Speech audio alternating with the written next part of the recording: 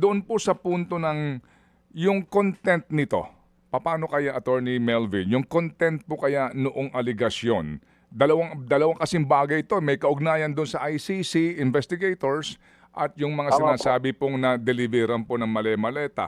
Dito ho ba, assuming lang po Attorney Melvin, theoretical lang po ito, no?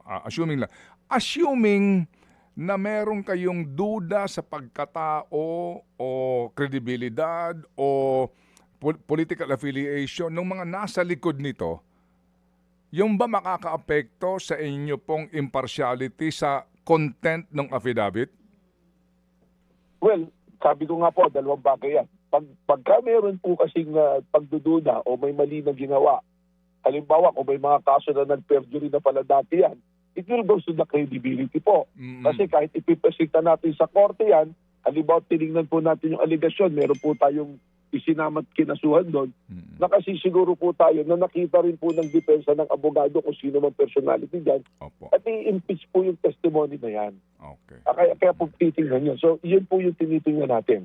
But we will be very, very careful dito. Kung saan po tayo dadali ng ebidensya, doon po tayo pupunta.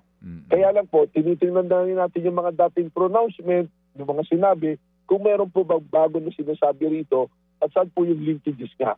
Pero asahan po ninyo, yung dalawang bagay na yan amin po tinututukan. Tama po kayo, may admission naman na mga may tumulong, pero it will boils down to the intent po eh. Ano ba talagang intensyon?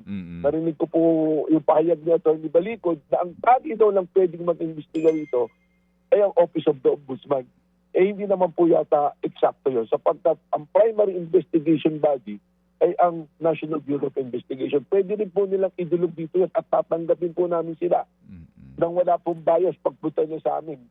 Titingnan po namin yung kanila pong mga testimonya at pupuntahan po namin kung sino po yung mga daong binabanggit doon para ating pong matanong din.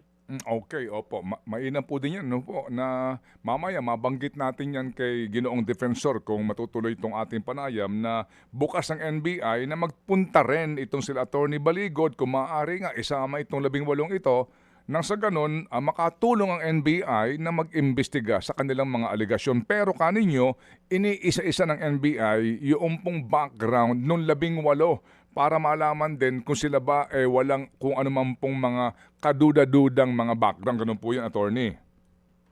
Tama po yan. Okay, Opo. sige. Opo, Kasi sige. yung naman po mga personalidad na binanggit na inakusahan doon, lumabas na po yan. At ito na yan, subject na po ng investigasyon yan. Yan po yung, meron po tayong task force dito kung sa flood control ba yan. Yun po yung pinabanggit nyo nga na yung hindi na daw importante kung saan nanggaling yung pera, yan daw ibinigay. Importante po yun. Dahil kung ang pera galing po sa public funds, meron pong malversation of public funds. Kung private funds lang naman po ginamit yun, pwede naman pong bribery lang ang magiging kaso. So, meron pong mga detalye. Dapat po ganun yung pagtanggap po natin yan.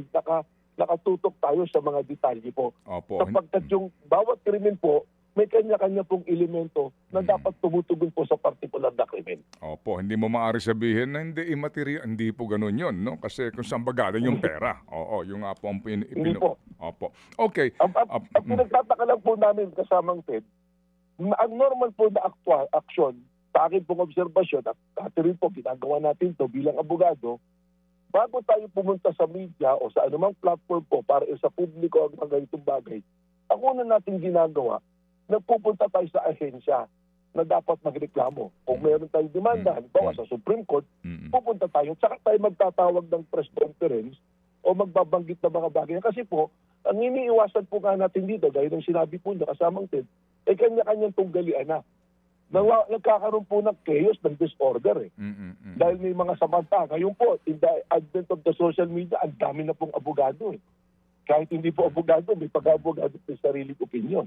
Yan po yung dahilan kung bakit kailangan po natin tingnan isa-isa ebidensya. Ang hiling ko na nga po sana, 18 tao po yung binabanggit ko.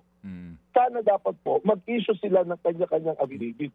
Dahil yung 18, hindi naman nila pwedeng i-claim na sa lahat ng binanggit doon sa affidavit ay kasama sila. Dapat po kung ano lang yung partisipasyon nila, sabihin po nila. Mga kapatid, brothers and sisters, saan ka pa? Dito na tayo sa totoo. Dito na tayo sa True FM. Mga kapatid, mag-subscribe and follow po kayo sa social media accounts ng True Network PH. Yan po kami. Hanapin nyo lang True Network PH, Facebook, Instagram, YouTube, TikTok, and podcast. Mapa Apple or Spotify man yan, mahahanap nyo kami. Lahat ng mga napapanood at napapakinggan nyo po sa programa, nasa social media accounts namin yan. So, paano mga kapatid? See you sa social media!